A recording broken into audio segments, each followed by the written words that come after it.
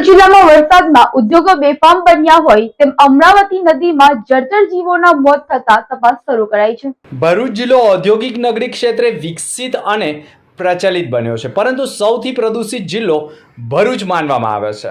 તાજેતરમાં પ્રથમ વરસાદનો જ લાભ લઈ ઘણા ઉદ્યોગોએ પ્રદૂષિત પાણી છોડ્યા હોવાના આક્ષેપો સાથે સાળંગપુર અંકલેશ્વરના રહીશ મેહુલ પટેલે પણ ઉદ્યોગો સામે આક્રોશ વ્યક્ત કરતા કહ્યું કે ભરૂચ જિલ્લો સૌથી પ્રદૂષિત બન્યો છે।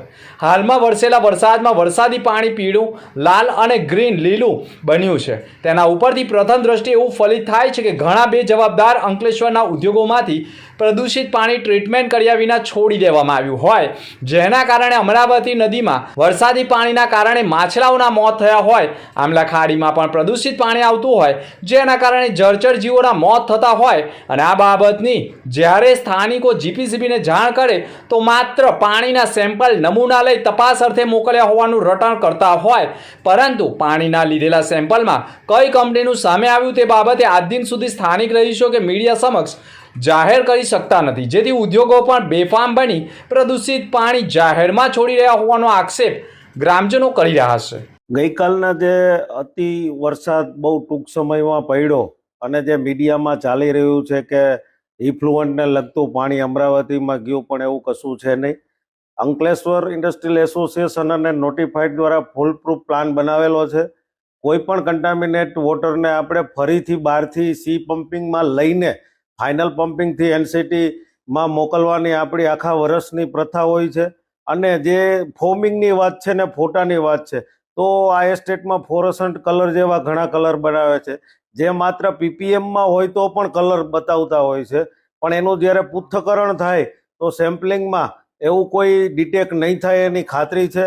અને ભવિષ્યમાં પણ આવું કોઈ કન્ટામિનેટ પાણી નહીં જાય એની ખાતરી આપીએ છીએ। અને રિસાયકલ યોજના આપણી બરાબર છે, જીપીસીબી નોટિફાઈડ અને એસોસિએશન સતર્ક છે, તો આવા કોઈ સમાચારને બહુ સાંભળવા જેવા નથી। મેન સાહેબે જે નિવેદન આપ્યું છે એના પરથી કહેવા માંગુ છું તો શું આ માછલીઓ જે જળજીવો છે એ શું કોઈ માર્કેટમાંથી લાવીને આ ખાડીમાં ઠલવી દેવામાં આવ્યા? અને વારંવાર આવી ઘટનાઓ બને છે।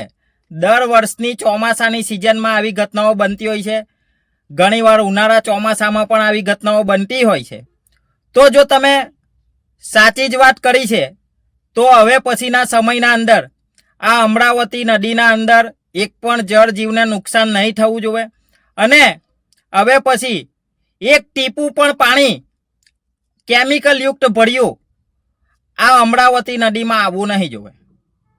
જો આવશે તો આવનાર સમયમાં આ જ કેમિકલ યુક્ત ભર્યું પાણી જે સી પમ્પિંગ સ્ટેશનથી જે અમરાવતી નદીમાં ક્યારેક ક્યારેક છોડવામાં આવતું હોય છે, તો હવે પછી જ્યારે પણ જાણ થશે ત્યારે આ જળજીવો જે મૃત્યુ થાય છે એ તમામ જળજીવોનું ત્યાં નદીમાંથી એકત્રિત કરી અને આ સી પમ્પિંગ સ્ટેશનનું કેમિકલ યુક્ત પાણી સીધું આ નોટિફાઈડ અને ઉદ્યોગ મંડળોમાં છોડીશું।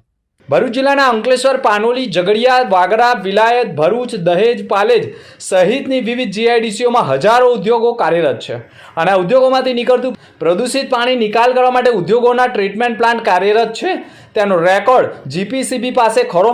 અંકલેશ્વરના સી પમ્પિંગ સ્ટેશન ઘણા ઉદ્યોગોનું પ્રદૂષિત પાણી લાવી પાણી ટ્રીટ કરીને છોડવામાં આવતું હોવાનું નિવેદન અંકલેશ્વર નોટિફાઈડ એરિયાના અધિકારી વાલમજી દેસાઈએ તેમનું કહેવું છે કે વરસાદી પાણીના ઓવરફ્લો થયું છે, પરંતુ પ્રદૂષિત પાણી નથી। અંકલેશ્વર ઇન્ડસ્ટ્રીયલ એસોસિએશનના પૂર્વ પ્રમુખ વિમલ જેઠવાએ પણ નિવેદન આપ્યું, તેમાં તેમનું કહેવું છે કે સી પમ્પિંગ સ્ટેશનમાંથી નીકળતું પાણી વરસાદી પાણી છે અને તેના સેમ્પલ લેવામાં આવે તો પણ કંઈ નીકળવાનું નથી, તેમ કહી ઉદ્યોગોને છાવરવાનું કામ કોણ કરે છે તેવા સવાલો હાલ લોકોમાં ઊભા થઈ ગયા છે।